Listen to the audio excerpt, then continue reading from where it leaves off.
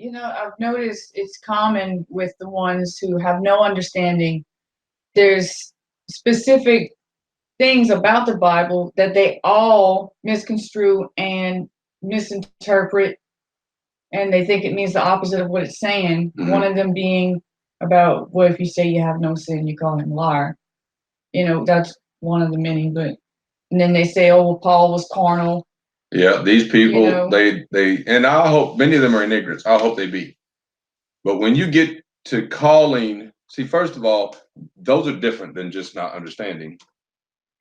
They begin to declare, like Paul, for example, they declare Paul a sinner so that they can justify their sins.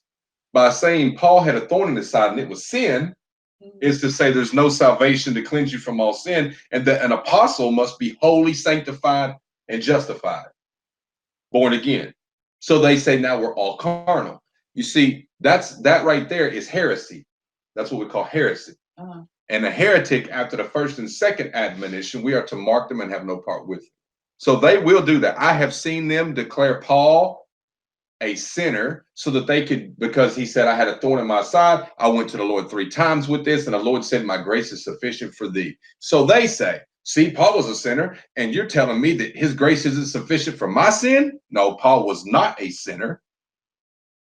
He was not a sinner. No, he was a sinner once saved and then made a child of God. Not only a child, but the chief of the apostles, a holy vessel unto the Lord, chosen and sanctified, sent forth, chosen by the Lord, a chosen vessel.